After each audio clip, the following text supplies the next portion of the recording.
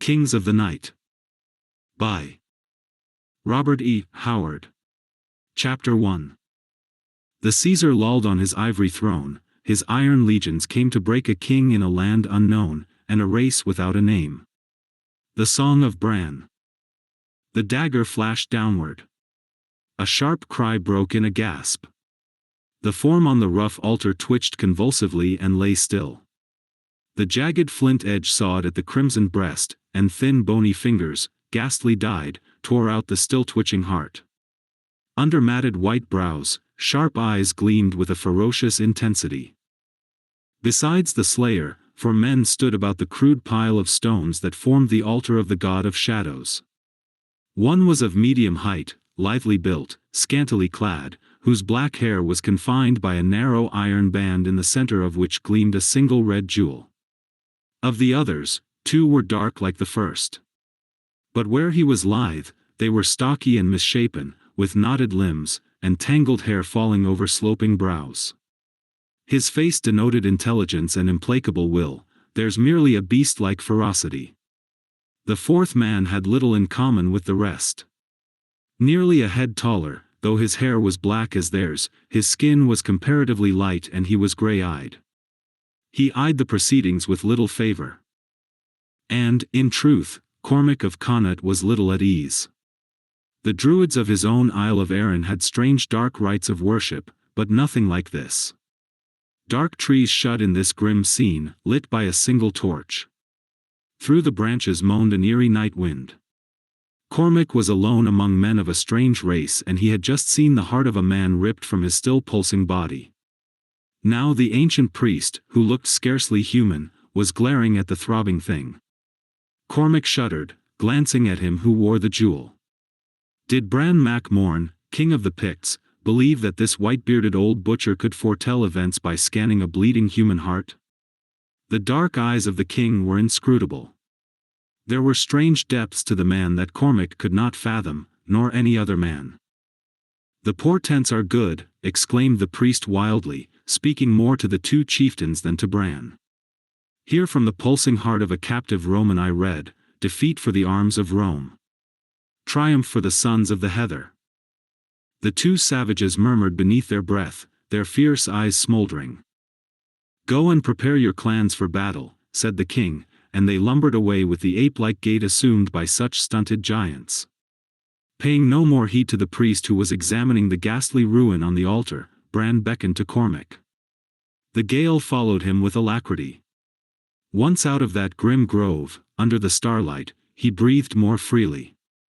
They stood on an eminence, looking out over long swelling undulations of gently waving heather. Near at hand a few fires twinkled, their fewness giving scant evidence of the hordes of tribesmen who lay close by.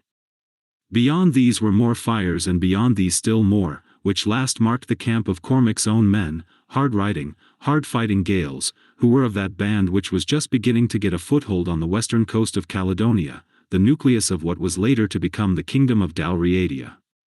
To the left of these, other fires gleamed. And far away to the south were more fires, mere pinpoints of light. But even at that distance the Pictish king and his Celtic ally could see that these fires were laid out in regular order. "The fires of the legions," muttered Bran. "The fires that have lit a path around the world. The men who light those fires have trampled the races under their iron heels. And now, we of the heather have our backs at the wall. What will fall on the morrow?" "Victory for us," says the priest, answered Cormac. Bran made an impatient gesture. "Moonlight on the ocean. Wind in the fir tops. Do you think that I put faith in such mummery? Or that I enjoyed the butchery of a captive legionary? I must hearten my people. It was for Gron and Boca that I let old Goner read the portents. The warriors will fight better." "And Goner?" Bran laughed. "Goner is too old to believe anything. He was high priest of the shadows a score of years before I was born. He claims direct descent from that Goner who was a wizard in the days of Brule the Spearslayer, who was the first of my line. No man knows how old he is, sometimes I think he is the original Goner himself." "At least," said a mocking voice, and Cormac started as a dim shape appeared at his side. At least I have learned that in order to keep the faith and trust of the people, a wise man must appear to be a fool. I know secrets that would blast even your brain, Bran, should I speak them.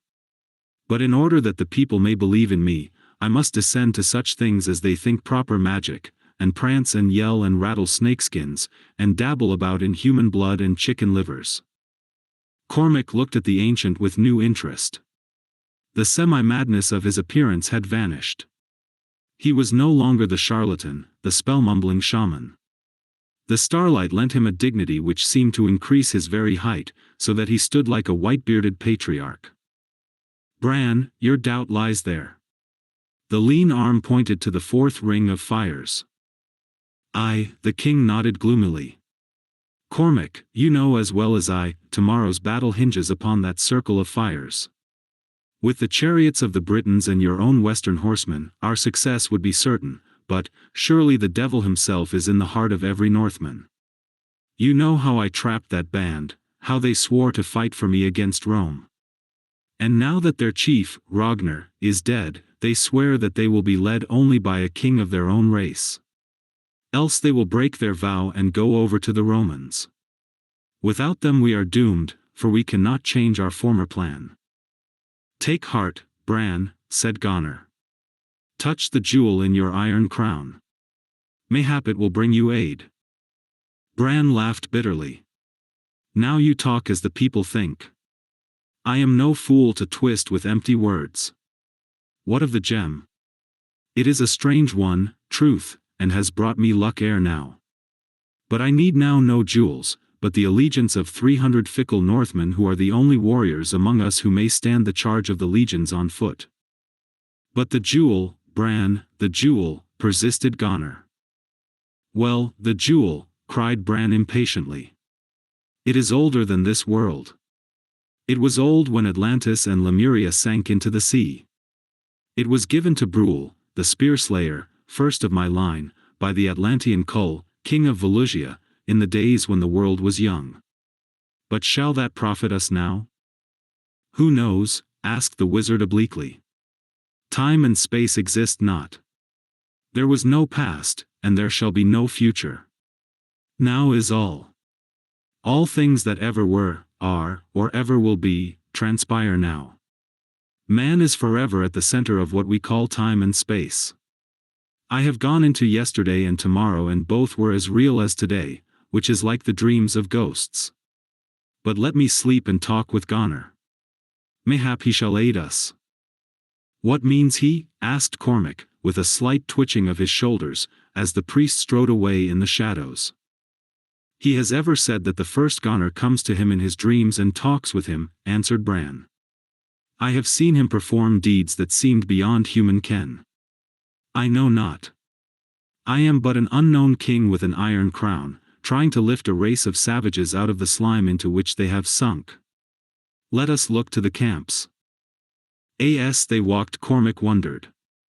By what strange freak of fate had such a man risen among this race of savages, survivors of a darker, grimmer age? Surely he was an atavism, an original type of the days when the Picts ruled all Europe, before their primitive empire fell before the bronze swords of the Gauls.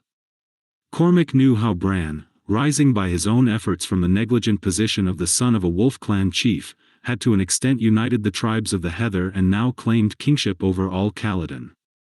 But his rule was loose and much remained before the Pictish clans would forget their feuds and present a solid front to foreign foes. On the Battle of the Morrow, the first pitched battle between the Picts under their king and the Romans, hinged the future of the rising Pictish kingdom. Bran and his ally walked through the Pictish camp where the swart warriors lay sprawled about their small fires, sleeping or gnawing half-cooked food. Cormac was impressed by their silence. 1,000 men camped here, yet the only sounds were occasional low guttural intonations. The silence of the Stone Age rested in the souls of these men. They were all short, most of them crooked of limb. Giant dwarfs, Bran Mac Morn was a tall man among them. Only the older men were bearded and they scantily, but their black hair fell about their eyes so that they peered fiercely from under the tangle. They were barefoot and clad scantily in wolfskins. Their arms consisted in short barbed swords of iron, heavy black bows, arrows tipped with flint, iron and copper, and stone-headed mallets. Defensive armor they had none, save for a crude shield of hide-covered wood. Many had worked bits of metal into their tangled manes as a slight protection against sword cuts. Some few, sons of long lines of chiefs, were smooth-limbed and lithe like Bran, but in the eyes of all gleamed the unquenchable savagery of the primeval. These men are fully savages, thought Cormac, worse than the Gauls, Britons, and Germans. Can the old legends be true, that they reigned in a day when strange cities rose where now the sea rolls? And that they survived the flood that washed those gleaming empires under, sinking again into that savagery from which they once had risen? Close to the encampment of the tribesmen were the fires of a group of Britons, members of fierce tribes who lived south of the Roman wall but who dwelt in the hills and forests to the west and defied the power of Rome. Powerfully built men they were, with blazing blue eyes and shocks of tousled yellow hair, such men as had thronged the Saintish beaches when Caesar brought the eagles into the isles. These men, like the Picts, wore no armor, and were clad scantily in coarse-worked cloth and deerskin sandals. They bore small round bucklers of hard wood, braced with bronze, to be worn on the left arm, and long heavy bronze swords with blunt points. Some had bows, though the Britons were indifferent archers. Their bows were shorter than the Picts and effective only at close range. But ranged close by their fires were the weapons that had made the name Britain a word of terror to Pict, Roman, and Norse raider alike. Within the circle of firelight stood 50 bronze chariots with long cruel blades curving out from the sides. One of these blades could dismember half a dozen men at once. Tethered close by under the vigilant eyes of their guards grazed the chariot horses, big, rangy steeds, swift and powerful. Would that we had more of them, mused Bran. With 1,000 chariots and my bowmen I could drive the legions into the sea. The free British tribes must eventually fall before Rome, said Cormac. It would seem they would rush to join you in your war. Bran made a helpless gesture. The fickleness of the Celt. They cannot forget old feuds. Our ancient men have told us how they would not even unite against Caesar when the Romans first came. They will not make head against a common foe together. These men came to me because of some dispute with their chief, but I cannot depend on them when they are not actually fighting. Cormac nodded. I know, Caesar conquered Gaul by playing one tribe against another. My own people shift and change with the waxing and waning of the tides.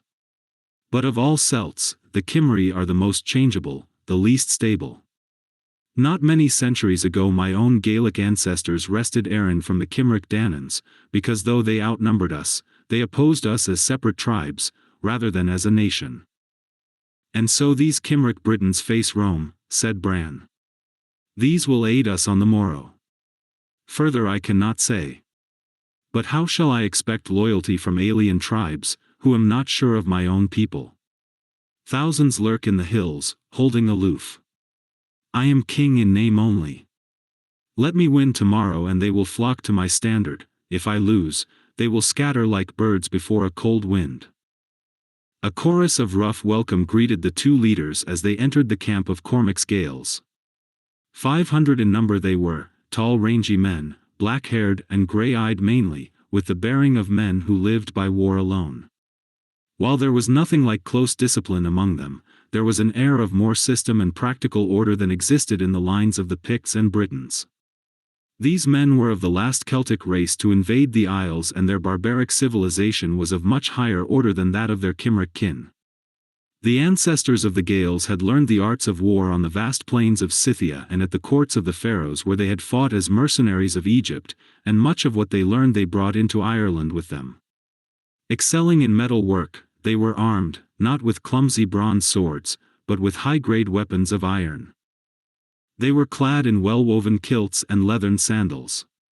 Each wore a light shirt of chain mail and a visorless helmet, but this was all of their defensive armor. Celts, Gaelic or Brythonic, were prone to judge a man's valor by the amount of armor he wore. The Britons who faced Caesar deemed the Romans cowards because they cased themselves in metal, and many centuries later the Irish clans thought the same of the mail-clad Norman knights of Strongbow. Cormac's warriors were horsemen. They neither knew nor esteemed the use of the bow.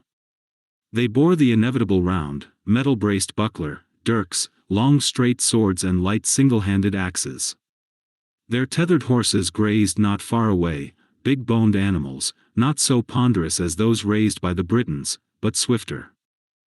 Bran's eyes lighted as the two strode through the camp. These men are keen-beaked birds of war. See how they whet their axes and jest of the morrow. Would that the raiders in yon camp were as staunch as your men, Cormac. Then would I greet the legions with a laugh when they come up from the south tomorrow. They were entering the circle of the Northman fires. 300 men sat about gambling, whetting their weapons and drinking deep of the heather ale furnished them by their Pictish allies. These gazed upon Bran and Cormac with no great friendliness. It was striking to note the difference between them and the Picts and Celts, the difference in their cold eyes, their strong moody faces, their very bearing. Here was ferocity and savagery, but not of the wild, upbursting fury of the Celt. Here was fierceness backed by grim determination and stolid stubbornness. The charge of the British clans was terrible, overwhelming. But they had no patience. Let them be balked of immediate victory and they were likely to lose heart and scatter or fall to bickering among themselves. There was the patience of the cold blue north in these seafarers, a lasting determination that would keep them steadfast to the bitter end, once their face was set toward a definite goal. As to personal stature, they were giants, massive yet rangy. That they did not share the ideas of the Celts regarding armor was shown by the fact that they were clad in heavy scale mail shirts that reached below mid-thigh, heavy horned helmets and hardened hide leggings, reinforced, as were their shoes, with plates of iron. Their shields were huge oval affairs of hard wood, hide and brass. As to weapons, they had long iron-headed spears, heavy iron axes, and daggers. Some had long wide-bladed swords. Cormac scarcely felt at ease with the cold magnetic eyes of these flaxen-haired men fixed upon him. He and they were hereditary foes, even though they did chance to be fighting on the same side at present, but were they? A man came forward, a tall gaunt warrior on whose scarred, wolfish face the flickering firelight reflected deep shadows. With his wolfskin mantle flung carelessly about his wide shoulders, and the great horns on his helmet adding to his height, he stood there in the swaying shadows, like some half-human thing, a brooding shape of the dark barbarism that was soon to engulf the world. "Well, Wulfhere," said the Pictish king, "you have drunk the mead of counsel and have spoken about the fires. What is your decision?" The Northman's eyes flashed in the gloom. "Give us a king of our own race to follow if you wish us to fight for you." Bran flung out his hands. "Ask me to drag down the stars to gem your helmets. Will not your comrades follow you?" "Not against the legions," answered Wulfhere sullenly. "A king led us on the Viking path, a king must lead us against the Romans. And Ragnar is dead." "I am a king," said Bran. "Will you fight for me if I stand at the tip of your fight wedge?" "A king of our own race," said Wulfhere doggedly. "We are all picked men of the north. We fight for none but a king, and a king must lead us, against the legions." Cormac sensed a subtle threat in this repeated phrase. "Here is a prince of Erin," said Bran. "Will you fight for the Westerner?" "We fight under no Celt, west or east," growled the Viking, and a low rumble of approval rose from the onlookers. "It is enough to fight by their side." The hot Gaelic blood rose in Cormac's brain and he pushed past Bran, his hand on his sword. "How mean you that, pirate?" Before Wulfhere could reply Bran interposed, "Have done. Will you fools throw away the battle before it is fought, by your madness? What of your oath, Wulfhere?" "We swore it under Ragnar. When he died from a Roman arrow we were absolved of it. We will follow only a king, against the legions." "But your comrades will follow you, against the Heather people," snapped Bran. "Aye," the Northman's eyes met his brazenly. "Send us a king or we join the Romans tomorrow." Bran snarled. In his rage he dominated the scene, dwarfing the huge men who towered over him. Traitors! Liars! I hold your lives in my hand. Draw your swords if you will, Cormac, keep your blade in its sheath. These wolves will not bite a king. Wulfhere, I spared your lives when I could have taken them. You came to raid the countries of the south, sweeping down from the northern sea in your galleys. You ravaged the coasts and the smoke of burning villages hung like a cloud over the shores of Caledon. I trapped you all when you were pillaging and burning, with the blood of my people on your hands. I burned your long ships and ambushed you when you followed. With thrice your number of bowmen who burned for your lives hidden in the heathered hills about you, I spared you when we could have shot you down like trapped wolves. Because I spared you, you swore to come and fight for me. And shall we die because the Picts fight Rome? Rumbled a bearded raider. Your lives are forfeit to me, you came to ravage the south. I did not promise to send you all back to your homes in the north unharmed and loaded with loot. Your vow was to fight one battle against Rome under my standard. Then I will aid your survivors to build ships and you may go where you will, with a goodly share of the plunder we take from the legions. Ragnar had kept his oath. But Ragnar died in a skirmish with Roman scouts and now you, Wulfhere the dissension breeder, you stir up your comrades to dishonor themselves by that which a Northman hates, the breaking of the sworn word. We break no oath, snarled the Viking, and the king sensed the basic Germanic stubbornness, far harder to combat than the fickleness of the fiery Celts. Give us a king, neither Pict, Gael nor Briton, and we will die for you. If not, then we will fight tomorrow for the greatest of all kings, the Emperor of Rome. For a moment Cormac thought that the Pictish king, in his black rage, would draw and strike the Northmen dead. The concentrated fury that blazed in Bran's dark eyes caused Wulfhere to recoil and drop a hand to his belt. Fool, said Mac Morn in a low voice that vibrated with passion. I could sweep you from the earth before the Romans are near enough to hear your death howls. Choose, fight for me on the morrow, or die tonight under a black cloud of arrows, a red storm of swords, a dark wave of chariots. At the mention of the chariots, the only arm of war that had ever broken the Norse shield wall, Wulfhere changed expression, but he held his ground. War be it, he said doggedly. Or a king to lead us. The Northman responded with a short deep roar and a clash of swords on shields. Bran, eyes blazing, was about to speak again when a white shape glided silently into the ring of firelight. Soft words, said old Gunnar tranquilly. King, say no more. Wulfhere, you and your fellows will fight for us if you have a king to lead you? We have sworn. Then be at ease, quoth the wizard, for ere battle joins on the morrow I will send you such a king as no man on earth has followed for 100,000 years. A king neither Pict, Gael nor Briton, but one to whom the Emperor of Rome is as but a village headman. While they stood undecided, Gunnar took the arms of Cormac and Bran. Come. And you, Northmen, remember your vow, and my promise which I have never broken. Sleep now, nor think to steal away in the darkness to the Roman camp, for if you escaped our shafts you would not escape either my curse or the suspicions of the legionaries.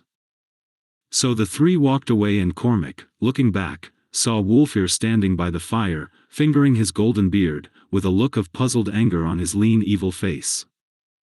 The three walked silently through the waving heather under the faraway stars while the weird night wind whispered ghostly secrets about them.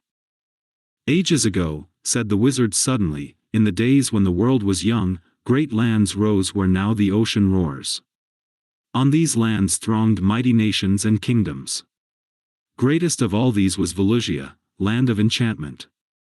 Rome is as a village compared to the splendor of the cities of Volusia. And the greatest king was Kull, who came from the land of Atlantis to wrest the crown of Volusia from a degenerate dynasty. The Picts who dwelt in the isles which now form the mountain peaks of a strange land upon the western ocean, were allies of Volusia, and the greatest of all the Pictish war chiefs was Brule the spear-slayer, first of the line men call Mac Morn.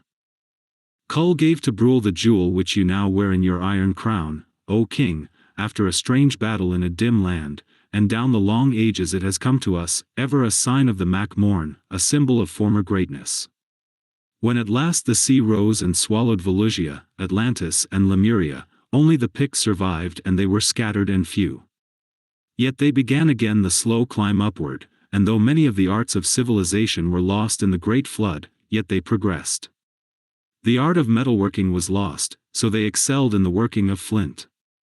And they ruled all the new lands flung up by the sea and now called Europe, until down from the north came younger tribes who had scarce risen from the ape when Volusia reigned in her glory, and who, dwelling in the icy lands about the pole, knew naught of the lost splendor of the 7 empires and little of the flood that had swept away half a world.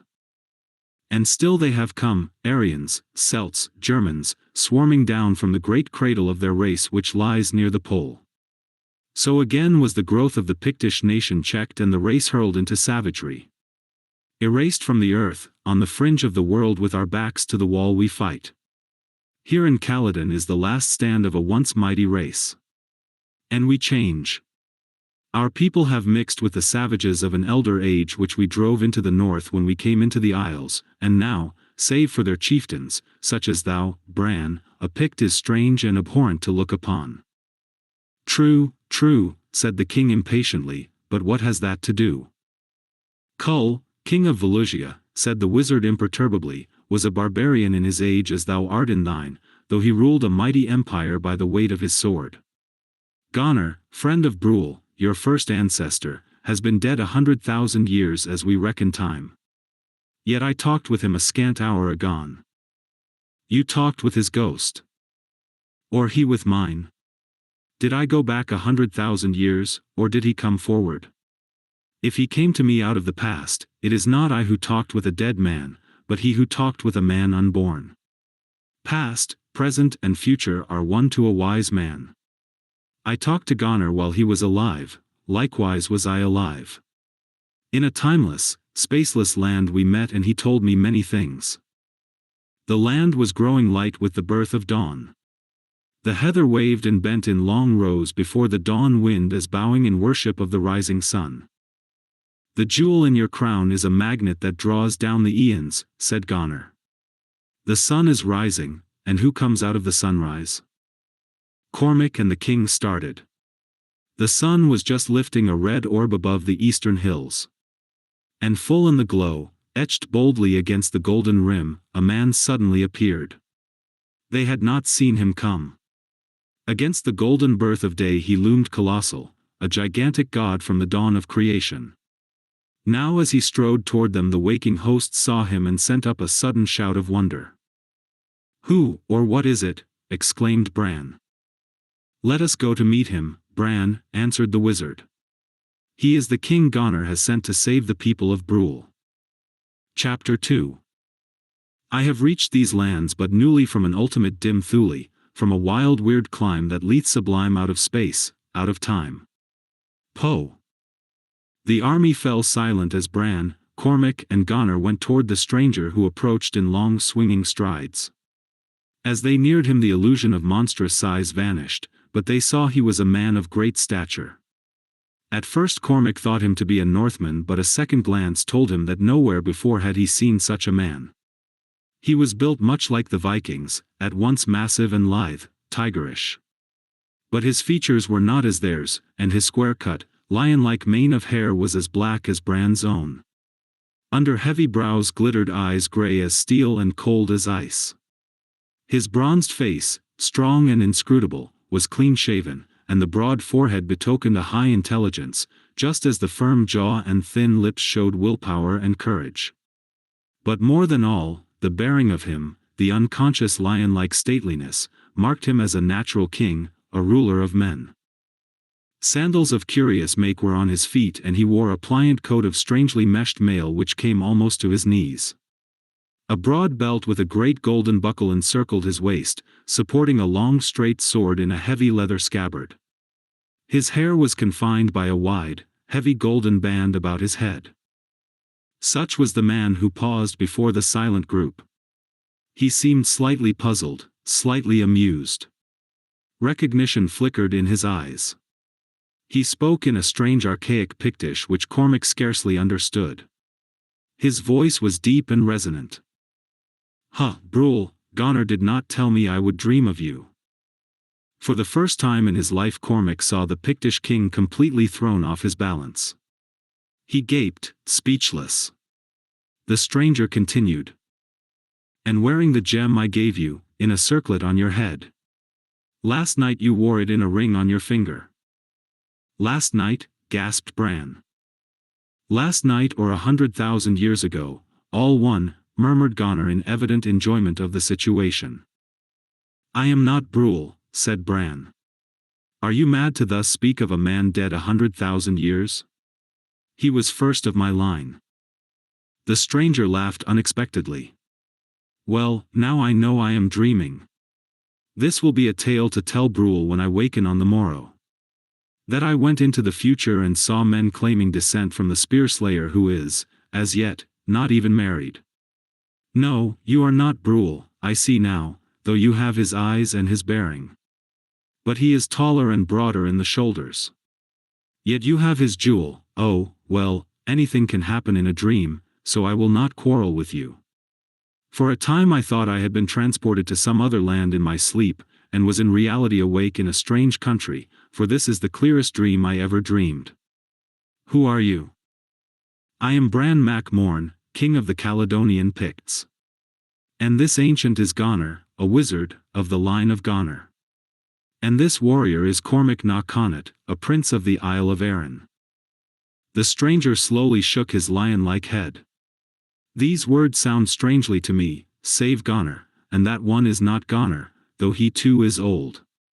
What land is this? Caledon, or Alba, as the Gaels call it. And who are those squat ape-like warriors who watch us yonder, all agape? They are the Picts who own my rule. How strangely distorted folk are in dreams, muttered the stranger. And who are those shock-headed men about the chariots? They are Britons, Cymry from south of the wall. What wall? The wall built by Rome to keep the people of the heather out of Britain.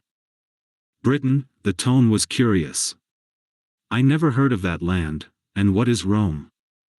What, cried Bran. You never heard of Rome, the empire that rules the world? No empire rules the world, answered the other haughtily. The mightiest kingdom on earth is that wherein I reign. And who are you? Cull of Atlantis, king of Volusia. Cormac felt a coldness trickle down his spine. The cold grey eyes were unswerving, but this was incredible, monstrous, unnatural. Volusia, cried Bran. Why, man, the sea waves have rolled above the spires of Volusia for untold centuries. Cull laughed outright. What a mad nightmare this is. When Goner put on me the spell of deep sleep last night, or this night, in the secret room of the inner palace, he told me I would dream strange things, but this is more fantastic than I reckoned. And the strangest thing is, I know I am dreaming. Goner interposed as Bran would have spoken. Question not the acts of the gods, muttered the wizard. You are king because in the past you have seen and seized opportunities. The gods or the first Goner have sent you this man. Let me deal with him. Bran nodded, and while the silent army gaped in speechless wonder, just within earshot, Goner spoke. O great king, you dream, but is not all life a dream? How reckon you but that your former life is but a dream from which you have just awakened? Now we dream folk have our wars and our peace, and just now a great host comes up from the south to destroy the people of Brule. Will you aid us? Cull grinned with pure zest. I have fought battles in dreams ere now, have slain and been slain and was amazed when I woke from my visions. And at times, as now, dreaming I have known I dreamed. See, I pinch myself and feel it, but I know I dream for I have felt the pain of fierce wounds, in dreams. Yes, people of my dream, I will fight for you against the other dream folk. Where are they? And that you enjoy the dream more, said the wizard subtly, forget that it is a dream and pretend that by the magic of the first Goner, and the quality of the jewel you gave Brule, that now gleams on the crown of the Morny, you have in truth been transported forward into another, wilder age where the people of Brule fight for their life against a stronger foe. For a moment the man who called himself King of Volusia seemed startled, a strange look of doubt, almost of fear, clouded his eyes. Then he laughed. "Good. Let on, wizard." But now Bran took charge. He had recovered himself and was at ease. Whether he thought, like Cormac, that this was all a gigantic hoax arranged by Goner, he showed no sign. "King Cull, see you those men yonder who lean on their long-shafted axes as they gaze upon you? The tall men with the golden hair and beards? Aye, our success in the coming battle hinges on them. They swear to go over to the enemy if we give them not a king to lead them, their own having been slain. Will you lead them to battle?" Cull's eyes glowed with appreciation. "They are men such as my own red slayers, my picked regiment. I will lead them." "Come then." The small group made their way down the slope, through throngs of warriors who pushed forward eagerly to get a better view of the stranger, then pressed back as he approached. An undercurrent of tense whispering ran through the horde. The Northmen stood apart in a compact group. Their cold eyes took in Cull and he gave back their stares, taking in every detail of their appearance. "Wulfhere," said Bran, "we have brought you a king. I hold you to your oath." "Let him speak to us," said the Viking harshly. "He cannot speak your tongue," answered Bran, knowing that the Northmen knew nothing of the legends of his race. "He is a great king of the south. He comes out of the past," broke in the wizard calmly. "He was the greatest of all kings, long ago. A dead man." The Vikings moved uneasily and the rest of the horde pressed forward, drinking in every word. But Wulfhere scowled. "Shall a ghost lead living men? You bring us a man you say is dead. We will not follow a corpse." "Wulfhere," said Bran in still passion, "you are a liar and a traitor. You set us this task, thinking it impossible. You yearn to fight under the eagles of Rome. We have brought you a king neither Pict, Gael nor Briton and you deny your vow." "Let him fight me, then," howled Wulfhere in uncontrollable wrath, swinging his axe about his head in a glittering arc. "If your dead man overcomes me, then my people will follow you. If I overcome him, you shall let us depart in peace to the camp of the legions." "Good," said the wizard. "Do you agree, wolves of the north?" A fierce yell and a brandishing of swords was the answer. Bran turned to Cull, who had stood silent, understanding nothing of what was said. But the Atlantean's eyes gleamed. Cormac felt that those cold eyes had looked on too many such scenes not to understand something of what had passed. "This warrior says you must fight him for the leadership," said Bran, and Cull, eyes glittering with growing battle joy, nodded. "I guessed as much. Give us space." "A shield and a helmet," shouted Bran, but Cull shook his head. "I need none," he growled. "Back and give us room to swing our steel." Men pressed back on each side, forming a solid ring about the two men, who now approached each other warily. Cull had drawn his sword and the great blade shimmered like a live thing in his hand. Wulfhere, scarred by 100 savage fights, flung aside his wolfskin mantle and came in cautiously, fierce eyes peering over the top of his outthrust shield, axe half lifted in his right hand. Suddenly, when the warriors were still many feet apart, Cull sprang. His attack brought a gasp from men used to deeds of prowess, for like a leaping tiger he shot through the air and his sword crashed on the quickly lifted shield. Sparks flew and Wulfhere's axe hacked in, but Cull was under its sweep and as it swished viciously above his head he thrust upward and sprang out again, cat-like. His motions had been too quick for the eye to follow. The upper edge of Wulfhere's shield showed a deep cut, and there was a long rent in his mail shirt where Cull's sword had barely missed the flesh beneath. Cormac, trembling with the terrible thrill of the fight, wondered at this sword that could thus slice through scale mail. And the blow that gashed the shield should have shattered the blade. Yet not a notch showed in the Volusian steel. Surely this blade was forged by another people in another age. Now the two giants leaped again to the attack and like double strokes of lightning their weapons crashed. Wulfir's shield fell from his arm in 2 pieces as the Atlantean's sword sheared clear through it, and Kull staggered as the Northman's axe, driven with all the force of his great body, descended on the golden circlet about his head. That blow should have sheared through the gold like butter to split the skull beneath, but the axe rebounded, showing a great notch in the edge. The next instant the Northman was overwhelmed by a whirlwind of steel, a storm of strokes delivered with such swiftness and power that he was borne back as on the crest of a wave, unable to launch an attack of his own. With all his tried skill he sought to parry the singing steel with his axe. But he could only avert his doom for a few seconds, could only for an instant turn the whistling blade that hewed off bits of his mail, so close fell the blows. One of the horns flew from his helmet, then the axe head itself fell away, and the same blow that severed the handle, bit through the Viking's helmet into the scalp beneath. Wulfir was dashed to his knees, a trickle of blood starting down his face. Kull checked his second stroke and tossing his sword to Cormac, faced the dazed Northman weaponless. The Atlantean's eyes were blazing with ferocious joy and he roared something in a strange tongue. Wulfir gathered his legs under him and bounded up, snarling like a wolf, a dagger flashing into his hand. The watching horde gave tongue in a yell that ripped the skies as the 2 bodies clashed. Kull's clutching hand missed the Northman's wrist, but the desperately lunging dagger snapped on the Atlantean's mail, and dropping the useless hilt, Wulfir locked his arms about his foe in a bear-like grip that would have crushed the ribs of a lesser man. Kull grinned tigerishly and returned the grapple, and for a moment the 2 swayed on their feet. Slowly the black-haired warrior bent his foe backward until it seemed his spine would snap. With a howl that had nothing of the human in it, Wulfir clawed frantically at Kull's face, trying to tear out his eyes, then turned his head and snapped his fang-like teeth into the Atlantean's arm. A yell went up as a trickle of blood started. "He bleeds! He bleeds! He is no ghost, after all, but a mortal man." Angered, Kull shifted his grip, shoving the frothing Wulfir away from him, and smote him terrifically under the ear with his right hand. The Viking landed on his back a dozen feet away.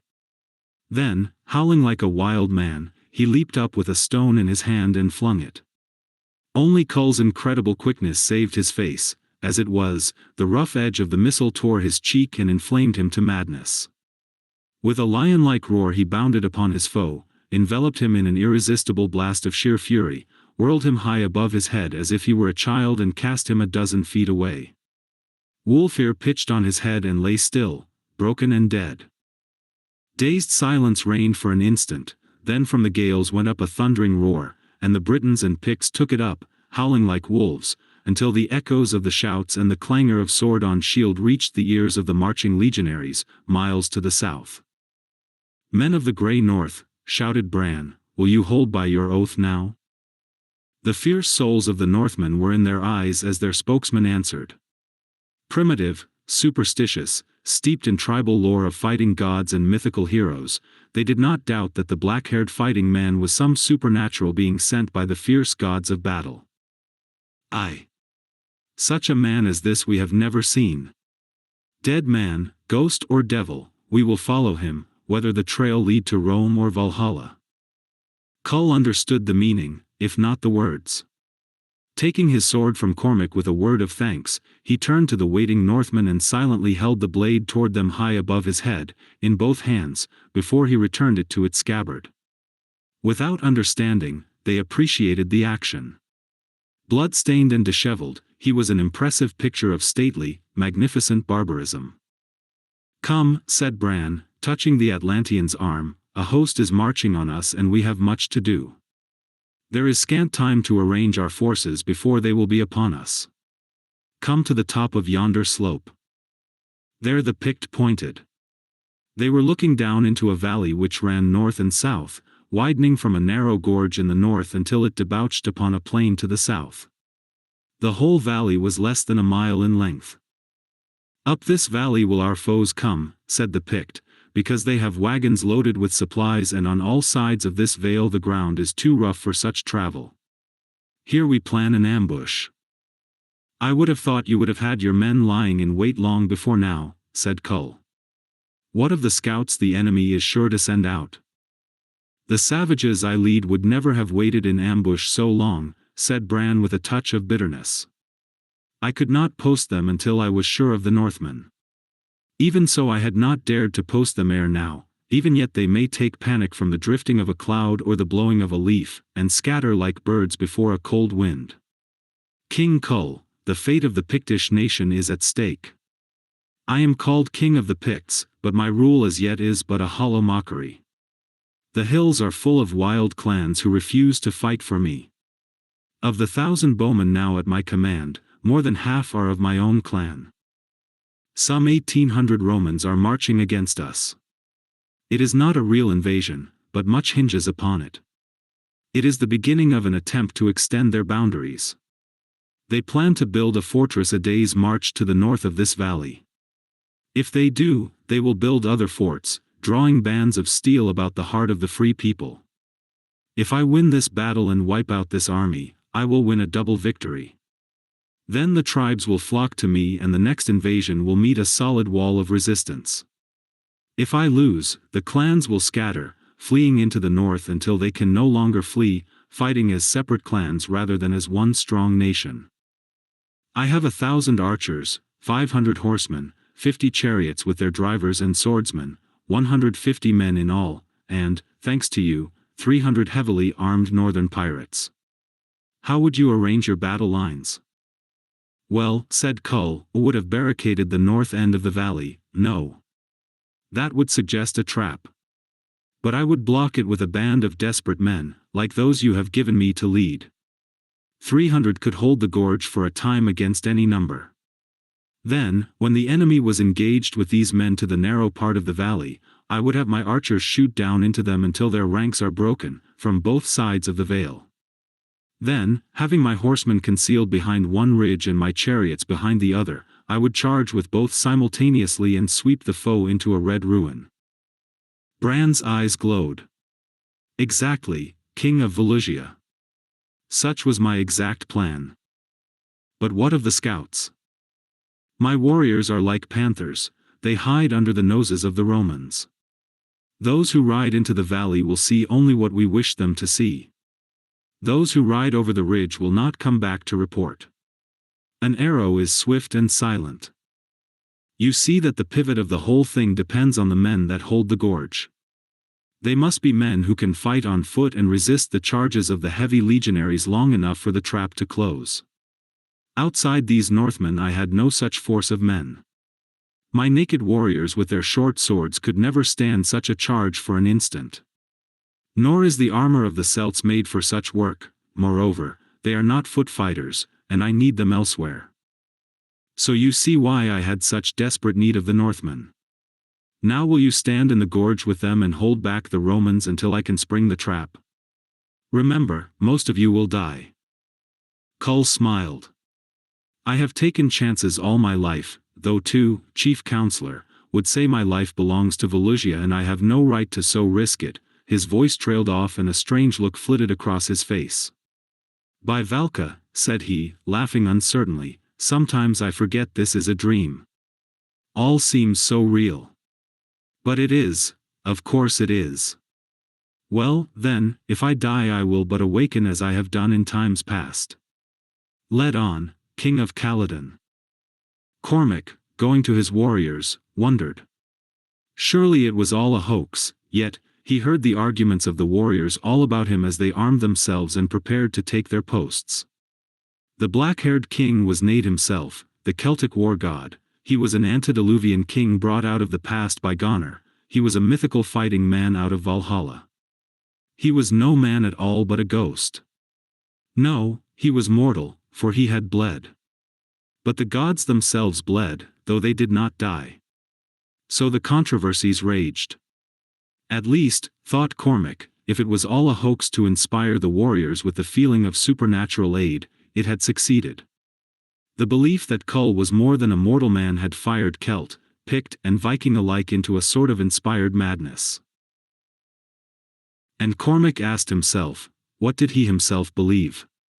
This man was surely one from some far land, yet in his every look and action there was a vague hint of a greater difference than mere distance of space, a hint of alien time, of misty abysses and gigantic gulfs of eons lying between the black-haired stranger and the men with whom he walked and talked.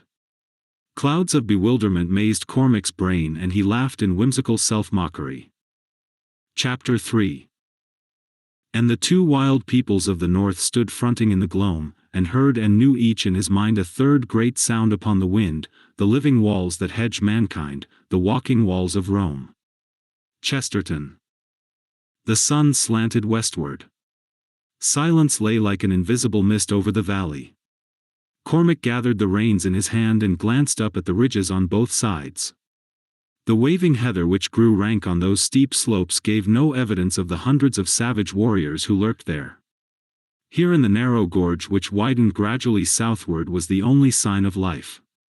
Between the steep walls 300 Northmen were massed solidly in their wedge-shaped shield wall, blocking the pass. At the tip, like the point of a spear, stood the man who called himself Cull, king of Valusia. He wore no helmet, only the great, strangely worked headband of hard gold, but he bore on his left arm the great shield borne by the dead Ragnar, and in his right hand he held the heavy iron mace wielded by the Sea King. The Vikings eyed him in wonder and savage admiration. They could not understand his language, or he theirs. But no further orders were necessary. At Bran's directions they had bunched themselves in the gorge, and their only order was, "Hold the pass." Bran Mac Morn stood just in front of Cull. So they faced each other, he whose kingdom was yet unborn, and he whose kingdom had been lost in the mists of time for unguessed ages. Kings of darkness, thought Cormac, nameless kings of the night, whose realms are gulfs and shadows. The hand of the Pictish king went out. "King Cull, you are more than king, you are a man. Both of us may fall within the next hour, but if we both live, ask what you will of me." Cull smiled, returning the firm grip. "You too are a man after my own heart, king of the shadows. Surely you are more than a figment of my sleeping imagination. Mayhap we will meet in waking life some day." Bran shook his head in puzzlement, swung into the saddle and rode away, climbing the eastern slope and vanishing over the ridge. Cormac hesitated. "Strange man, are you in truth of flesh and blood, or are you a ghost?" "When we dream, we are all flesh and blood, so long as we are dreaming," Cull answered. "This is the strangest nightmare I have ever known, but you, who will soon fade into sheer nothingness as I awaken, seem as real to me now, as Brule, or Cananu, or Tu, or Kelker." Cormac shook his head as Bran had done, and with a last salute, which Cull returned with barbaric stateliness, he turned and trotted away. At the top of the western ridge he paused. Away to the south a light cloud of dust rose and the head of the marching column was in sight. Already he believed he could feel the earth vibrate slightly to the measured tread of 1,000 mailed feet beating in perfect unison. He dismounted, and one of his chieftains, Domhnall, took his steed and led it down the slope away from the valley, where trees grew thickly. Only an occasional vague movement among them gave evidence of the 500 men who stood there, each at his horse's head with a ready hand to check a chance nicker. Oh, thought Cormac, the gods themselves made this valley for Bran's ambush. The floor of the valley was treeless and the inner slopes were bare save for the waist-high heather. But at the foot of each ridge on the side facing away from the vale, where the soil long washed from the rocky slopes had accumulated, there grew enough trees to hide 500 horsemen or 50 chariots. At the northern end of the valley stood Cull and his 300 Vikings, in open view, flanked on each side by 50 Pictish bowmen. Hidden on the western side of the western ridge were the Gaels. Along the top of the slopes, concealed in the tall heather, lay 100 Picts with their shafts on string. The rest of the Picts were hidden on the eastern slopes beyond which lay the Britons with their chariots in full readiness. Neither they nor the Gaels to the west could see what went on in the vale, but signals had been arranged. Now the long column was entering the wide mouth of the valley and their scouts, light-armed men on swift horses, were spreading out between the slopes. They galloped almost within bowshot of the silent host that blocked the pass, then halted. Some whirled and raced back to the main force, while the others deployed and cantered up the slopes, seeking to see what lay beyond. This was the crucial moment. If they got any hint of the ambush, all was lost. Cormac, shrinking down into the heather, marveled at the ability of the Picts to efface themselves from view so completely. He saw a horseman pass within 3 feet of where he knew a bowman lay, yet the Roman saw nothing. The scouts topped the ridges, gazed about, then most of them turned and trotted back down the slopes. Cormac wondered at their desultory manner of scouting. He had never fought Romans before, knew nothing of their arrogant self-confidence, of their incredible shrewdness in some ways, their incredible stupidity in others. These men were overconfident, a feeling radiating from their officers. It had been years since a force of Caledonians had stood before the legions. And most of these men were but newly come to Britain, part of a legion which had been quartered in Egypt. They despised their foes and suspected nothing. But stay, 3 riders on the opposite ridge had turned and vanished on the other side. And now one, sitting his steed at the crest of the western ridge, not 100 yards from where Cormac lay, looked long and narrowly down into the mass of trees at the foot of the slope. Cormac saw suspicion grow on his brown, hawk-like face. He half turned as though to call to his comrades, then instead reined his steed down the slope, leaning forward in his saddle. Cormac's heart pounded. Each moment he expected to see the man wheel and gallop back to raise the alarm. He resisted a mad impulse to leap up and charge the Roman on foot. Surely the man could feel the tenseness in the air, the hundreds of fierce eyes upon him. Now he was halfway down the slope, out of sight of the men in the valley. And now the twang of an unseen bow broke the painful stillness. With a strangled gasp the Roman flung his hands high, and as the steed reared, he pitched headlong, transfixed by a long black arrow that had flashed from the heather. A stocky dwarf sprang out of nowhere, seemingly, and seized the bridle, quieting the snorting horse, and leading it down the slope. At the fall of the Roman, short crooked men rose like a sudden flight of birds from the grass, and Cormac saw the flash of a knife. Then with unreal suddenness all had subsided. Slayers and slain were unseen, and only the still waving heather marked the grim deed. The Gael looked back into the valley. The 3 who had ridden over the eastern ridge had not come back, and Cormac knew they never would. Evidently the other scouts had borne word that only a small band of warriors was ready to dispute the passage of the legionaries. Now the head of the column was almost below him, and he thrilled at the sight of these men who were doomed, swinging along with their superb arrogance. And the sight of their splendid armor, their hawk-like faces and perfect discipline awed him as much as it is possible for a Gael to be awed. 1,200 men in heavy armor who marched as one so that the ground shook to their tread.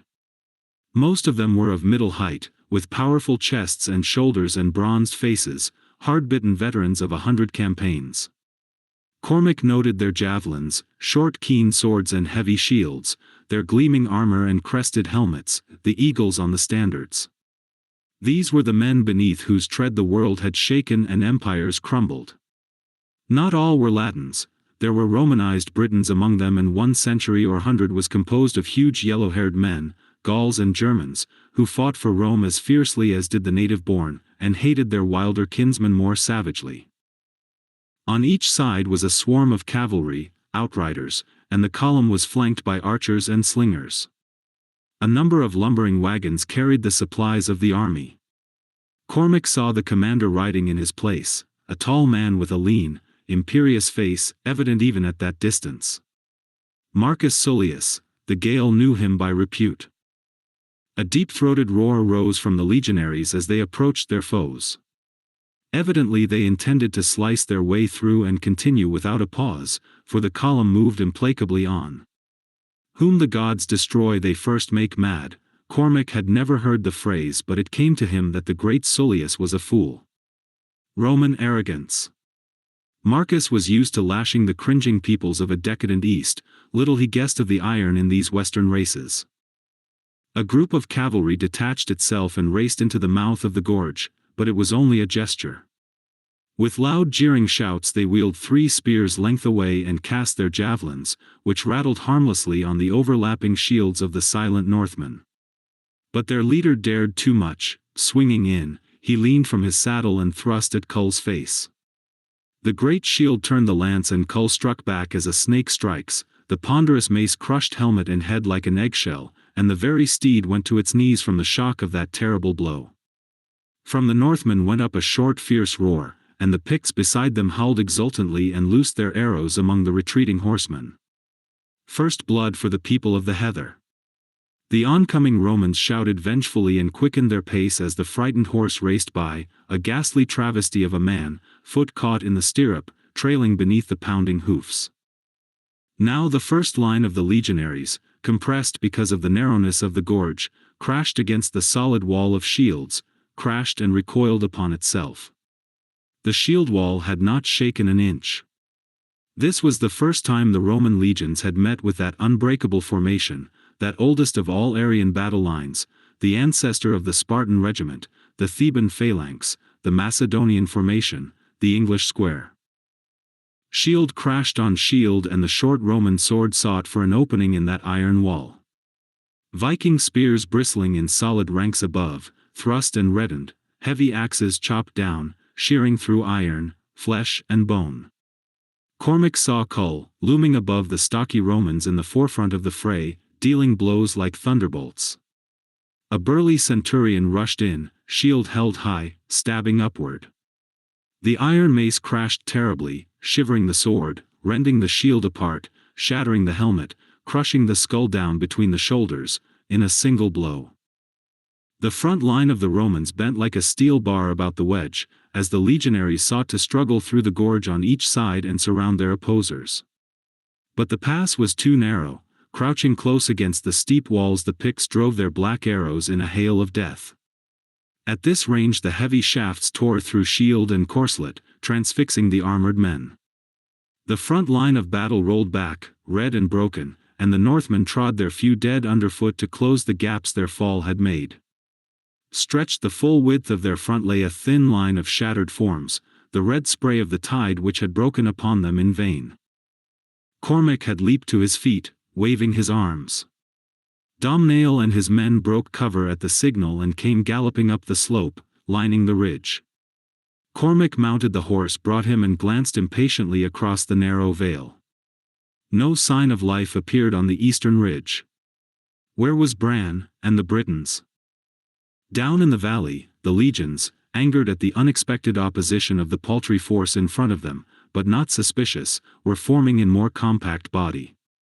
The wagons which had halted were lumbering on again, and the whole column was once more in motion as if it intended to crash through by sheer weight. With the Gaulish century in the forefront, the legionaries were advancing again in the attack. This time, with the full force of 1,200 men behind, the charge would batter down the resistance of Kull's warriors like a heavy ram, would stamp them down, sweep over their red ruins. Cormac's men trembled in impatience. Suddenly Marcus Sullius turned and gazed westward, where the line of horsemen was etched against the sky. Even at that distance Cormac saw his face pale. The Roman at last realized the mettle of the men he faced, and that he had walked into a trap. Surely in that moment there flashed a chaotic picture through his brain: defeat, disgrace, red ruin. It was too late to retreat, too late to form into a defensive square with the wagons for barricade. There was but one possible way out, and Marcus, crafty general in spite of his recent blunder, took it. Cormac heard his voice cut like a clarion through the din, and though he did not understand the words, he knew that the Roman was shouting for his men to smite that knot of Northmen like a blast, to hack their way through and out of the trap before it could close. Now the legionaries, aware of their desperate plight, flung themselves headlong and terribly on their foes. The shield wall rocked, but it gave not an inch. The wild faces of the Gauls and the hard brown Italian faces glared over locked shields into the blazing eyes of the north. Shields touching, they smote and slew and died in a red storm of slaughter, where crimsoned axes rose and fell and dripping spears broke on notched swords. Where in God's name was Bran with his chariots? A few minutes more would spell the doom of every man who held that pass. Already they were falling fast, though they locked their ranks closer and held like iron. Those wild men of the north were dying in their tracks, and looming among their golden heads the black lion mane of Kull shone like a symbol of slaughter, and his reddened mace showered a ghastly rain as it splashed brains and blood like water. Something snapped in Cormac's brain. "These men will die while we wait for Bran's signal," he shouted. "On! Follow me into hell, sons of Gale!" A wild roar answered him, and loosing rein he shot down the slope with 500 yelling riders plunging headlong after him. And even at that moment a storm of arrows swept the valley from either side like a dark cloud, and the terrible clamor of the Picts split the skies. And over the eastern ridge, like a sudden burst of rolling thunder on Judgment Day, rushed the war chariots. Headlong down the slope they roared, foam flying from the horses' distended nostrils, frantic feet scarcely seeming to touch the ground, making naught of the tall heather. In the foremost chariot, with his dark eyes blazing, crouched Bran Mac Morn, and in all of them the naked Britons were screaming and lashing as if possessed by demons. Behind the flying chariots came the Picts, howling like wolves and loosing their arrows as they ran. The heather belched them forth from all sides in a dark wave. So much Cormac saw in chaotic glimpses during that wild ride down the slopes. A wave of cavalry swept between him and the main line of the column. 3 long leaps ahead of his men, the Gaelic prince met the spears of the Roman riders. The first lance turned on his buckler, and rising in his stirrups he smote downward, cleaving his man from shoulder to breastbone. The next Roman flung a javelin that killed Domhnaill, but at that instant Cormac's steed crashed into his, breast to breast, and the lighter horse rolled headlong under the shock, flinging his rider beneath the pounding hoofs. Then the whole blast of the Gaelic charge smote the Roman cavalry, shattering it, crashing and rolling it down and under. Over its red ruins Cormac's yelling demon struck the heavy Roman infantry, and the whole line reeled at the shock. Swords and axes flashed up and down, and the force of their rush carried them deep into the massed ranks. Here, checked, they swayed and strove. Javelins thrust, swords flashed upward, bringing down horse and rider, and greatly outnumbered, beleaguered on every side, the Gaels had perished among their foes, but at that instant, from the other side the crashing chariot smote the Roman ranks. In one long line they struck almost simultaneously, and at the moment of impact the charioteers wheeled their horses sidelong and raced parallel down the ranks, shearing men down like the mowing of wheat. Hundreds died on those curving blades in that moment, and leaping from the chariots, screaming like blood-mad wildcats, the British swordsmen flung themselves upon the spears of the legionaries, hacking madly with their two-handed swords. Crouching, the Picts drove their arrows point-blank and then sprang in to slash and thrust. Maddened with the sight of victory, these wild peoples were like wounded tigers, feeling no wounds, and dying on their feet with their last gasp a snarl of fury. But the battle was not over yet. Dazed, shattered, their formation broken and nearly half their number down already, the Romans fought back with desperate fury. Hemmed in on all sides they slashed and smote singly, or in small clumps, fought back to back, archers, slingers, horsemen and heavy legionaries mingled into a chaotic mass. The confusion was complete, but not the victory. Those bottled in the gorge still hurled themselves upon the red axes that barred their way, while the massed and serried battle thundered behind them. From one side Cormac's Gaels raged and slashed, from the other chariots swept back and forth, retiring and returning like iron whirlwinds. There was no retreat, for the Picts had flung a cordon across the way they had come, and having cut the throats of the camp followers and possessed themselves of the wagons, they sent their shafts in a storm of death into the rear of the shattered column. Those long black arrows pierced armor and bone, nailing men together. Yet the slaughter was not all on one side. Picts died beneath the lightning thrust of javelin and short sword, Gaels pinned beneath their falling horses were hewed to pieces, and chariots, cut loose from their horses, were deluged with the blood of the charioteers. And at the narrow head of the valley still the battle surged and eddied. Great gods, thought Cormac, glancing between lightning-like blows, do these men still hold the gorge? Aye. They held it. A tenth of their original number, dying on their feet, they still held back the frantic charges of the dwindling legionaries. Over all the field went up the roar and the clash of arms, and birds of prey, swift flying out of the sunset, circled above. Cormac, striving to reach Marcus Sullius through the press, saw the Roman's horse sink under him, and the rider rise alone in a waste of foes. He saw the Roman sword flash thrice, dealing a death at each blow, then from the thickest of the fray bounded a terrible figure. It was Bran Mac Morn, stained from head to foot. He cast away his broken sword as he ran, drawing a dirk. The Roman struck, but the Pictish king was under the thrust, and gripping the sword wrist, he drove the dirk again and again through the gleaming armor. A mighty roar went up as Marcus died, and Cormac, with a shout, rallied the remnants of his force about him and, striking in the spurs, burst through the shattered lines and rode full speed for the other end of the valley. But as he approached he saw that he was too late. As they had lived, so had they died, those fierce sea wolves, with their faces to the foe and their broken weapons red in their hands. In a grim and silent band they lay, even in death preserving some of the shield wall formation. Among them, in front of them and all about them lay high heaped the bodies of those who had sought to break them, in vain. They had not given back a foot.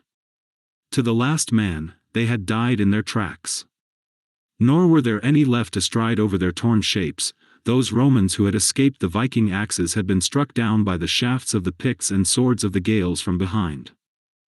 Yet this part of the battle was not over.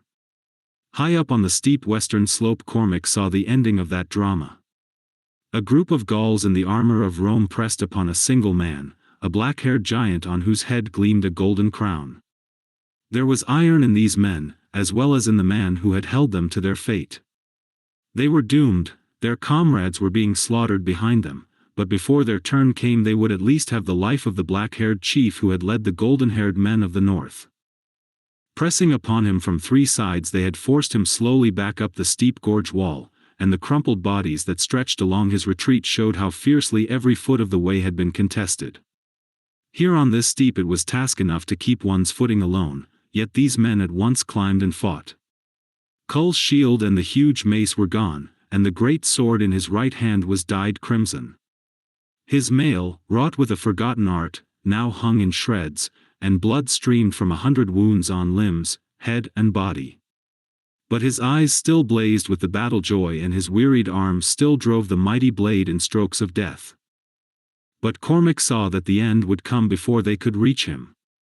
Now at the very crest of the steep, a hedge of points menaced the strange king's life, and even his iron strength was ebbing. Now he split the skull of a huge warrior and the backstroke shore through the neck cords of another.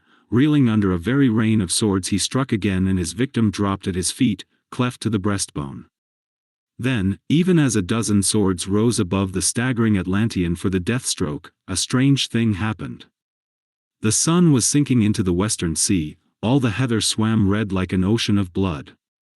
Etched in the dying sun, as he had first appeared, Cull stood, and then, like a mist lifting, a mighty vista opened behind the reeling king. Cormac's astounded eyes caught a fleeting gigantic glimpse of other climes and spheres, as if mirrored in summer clouds he saw, instead of the heather hills stretching away to the sea, a dim and mighty land of blue mountains and gleaming quiet lakes, the golden, purple and sapphirian spires and towering walls of a mighty city such as the earth has not known for many a drifting age. Then like the fading of a mirage it was gone, but the Gauls on the high slope had dropped their weapons and stared like men dazed, for the man called Cull had vanished and there was no trace of his going. In a daze Cormac turned his steed and rode back across the trampled field. His horse's hoofs splashed in lakes of blood and clanged against the helmets of dead men. Across the valley the shout of victory was thundering. Yet all seemed shadowy and strange. A shape was striding across the torn corpses and Cormac was dully aware that it was Bran. The Gael swung from his horse and fronted the king. Bran was weaponless and gory, blood trickled from gashes on brow, breast and limb. What armor he had worn was clean hacked away and a cut had shorn halfway through his iron crown. But the red jewel still gleamed unblemished like a star of slaughter. "It is in my mind to slay you," said the Gael heavily and like a man speaking in a daze, "for the blood of brave men is on your head. Had you given the signal to charge sooner, some would have lived. Bran folded his arms, his eyes were haunted. Strike if you will, I am sick of slaughter. It is a cold mead, this kinging it. A king must gamble with men's lives and naked swords. The lives of all my people were at stake, I sacrificed the Northmen, yes, and my heart is sore within me, for they were men. But had I given the order when you would have desired, all might have gone awry. The Romans were not yet massed in the narrow mouth of the gorge, and might have had time and space to form their ranks again and beat us off. I waited until the last moment, and the rovers died. A king belongs to his people, and cannot let either his own feelings or the lives of men influence him. Now my people are saved, but my heart is cold in my breast. Cormac wearily dropped his sword point to the ground.